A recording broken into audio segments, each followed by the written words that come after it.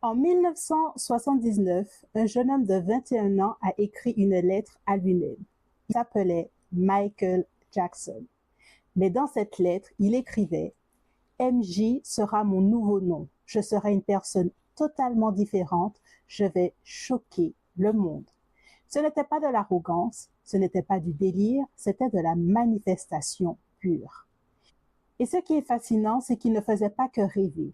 Il avait un système, 4 techniques précises qu'il appliquait chaque jour et qui ont littéralement construit l'identité de l'artiste le plus iconique du XXe siècle. Aujourd'hui, je te les décode pour que toi aussi, tu puisses les utiliser. Dans cette vidéo, on va voir pourquoi la manifestation commence par l'identité et non pas par le désir, comment MJ a reprogrammé activement ses croyances limitantes, pourquoi ses affirmations fonctionnaient là où les tiennes ne fonctionnent peut-être pas encore, et le levier le plus puissant qu'il utilisait et que tout le monde oublie maintenant. Alors, on ne va pas passer par 4 chemins. Je vais te donner ces 4 techniques et on va les voir ensemble. 1. Le travail sur l'identité. La plupart des gens manifestent en fonction de ce qu'ils désirent. Je veux de l'argent, je veux des clients, je veux la reconnaissance. Michael Jackson ne manifestait pas des choses, il manifestait une personne. Dans sa lettre en 1979, il écrit « MJ sera mon nouveau nom, je vais être une nouvelle personne. Je veux un nouveau nom, un nouveau personnage entièrement nouveau, une nouvelle apparence entièrement nouvelle. Je devrais être une personne totalement différente. Les gens ne devront jamais penser à moi comme l'enfant qui a chanté ABC. » Il ne demandait pas le succès, il choisissait qui il était désormais pour avoir ce succès. C'est là le travail sur l'identité dans sa forme la plus pure. Au lieu d'essayer d'attirer des résultats de l'extérieur, tu te demandes qui dois-je devenir pour que ces résultats soient naturels dans ma réalité. Et tu commences à incarner cette version maintenant, pas quand tu seras prête, maintenant. MJ a traité Michael Jackson comme un personnage à jouer, jusqu'à ce qu'il le devienne vraiment. Le subconscient ne fait pas la différence entre ce que tu vis et ce que tu joues avec suffisamment de conviction. La technique numéro 2, reprogrammer ses croyances limitantes. Ce qui est bouleversant chez MJ, c'est qu'il n'était pas dans le déni de ses ombres. Il savait exactement qui il était et il voyait ses défauts. Il avait identifié ses croyances limitantes. Par écrit, noir sur blanc, il a écrit « Je n'ai pas assez d'argent, je ne vaux rien, je suis trop gros ». Ces phrases venaient de quelqu'un qui allait devenir l'artiste le plus vendu de l'histoire. Et c'est justement parce qu'il les avait nommés, qu'il les avait vus, et j'ai beaucoup de vidéos qui le montrent, comment chercher ses croyances limitantes, qu'elles ont perdu de l'emprise. C'est ça ce qu'on appelle le shadow work. Ne pas fuir la partie de toi que tu préférerais ignorer et la regarder en face pour lui retirer tout son pouvoir. Tant qu'une croyance reste dans l'ombre, elle gouverne. Quand tu la sors à la lumière, tu reprends les commandes.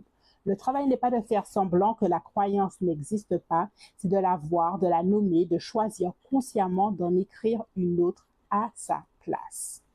La troisième technique que MJ a utilisée est, selon ses proches et les archives qu'il y a, c'était un vrai maître des affirmations.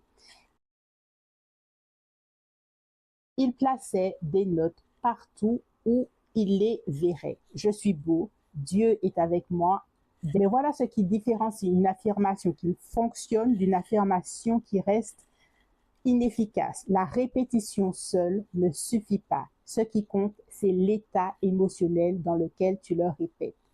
Retiens bien que l'émotion, c'est l'essence, le fuel de tes affirmations. Si tu dis « je suis abondante » en ayant peur de regarder ton compte en banque, ton subconscient reçoit 2 signaux contradictoires et il garde le plus fort, celui de ton corps. MJ ne lisait pas ses affirmations comme une liste de courses, il cherchait à ressentir ce qu'il affirmait. Et je dirais même qu'il cherchait à le danser, à faire monter l'émotion et à s'ancrer dans cet état, à l'ancrer dans le corps. Et c'est là que ça bascule. La quatrième technique, la gratitude comme outil de réalité. MJ pratiquait ce que la loi de l'hypothèse appelle vivre comme si. Pas en mode pensée positive de surface, mais en ressentant de la gratitude pour ce qui n'existe pas encore, comme si c'était déjà là. Quand tu ressens de la gratitude pour quelque chose, ton subconscient enregistre, c'est réel, c'est acquis, c'est déjà passé et c'est normal pour moi. Et c'est exactement ce signal-là qui recalibre ton identité, tes comportements, tes décisions, sans effort conscient. MJ n'espérait pas devenir le plus grand, il remerciait déjà pour être le plus grand. C'est le niveau d'intégration que la plupart des gens n'atteignent pas parce qu'ils attendent d'avoir quelque chose pour y croire. Lui croyait pour avoir. Je t'ai montré les 4 techniques que MJ utilisait pour manifester.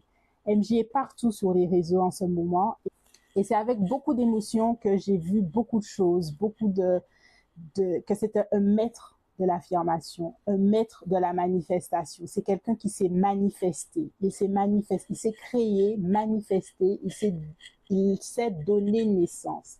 Alors j'espère que ce travail de l'identité devient de plus en plus clair au fil des vidéos parce que c'est sur tous les plans de ta vie. Ici, sur l'impératrice 144, j'aide les femmes spécifiquement à travailler leur identité pour arriver beaucoup plus loin que si elles restaient à répéter des affirmations qui ne fonctionnent pas. On va à l'intérieur de soi, on se regarde soi-même et on fait un travail sur l'identité comme MJ. Alors, on reprend les 4 techniques de MJ.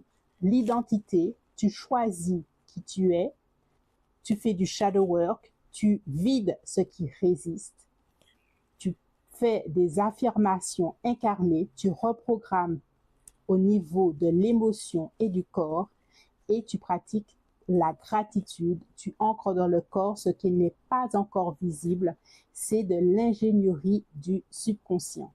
Michael Jackson a compris tout cela à 21 ans. Mais il n'est jamais trop tard pour que toi et moi puissions appliquer ce que MJ a fait. C'est avec beaucoup de plaisir que j'ai fait cette vidéo et ces petites recherches. J'espère que tu as pu en tirer profit. Tu peux commencer à faire le travail de l'ombre, mon test sur la peur de la visibilité. Tout est en barre d'infos. Abonne-toi. Et puis, dis-moi si toi, tu as vu le film et qu'est-ce que tu en as pensé. À plus tard.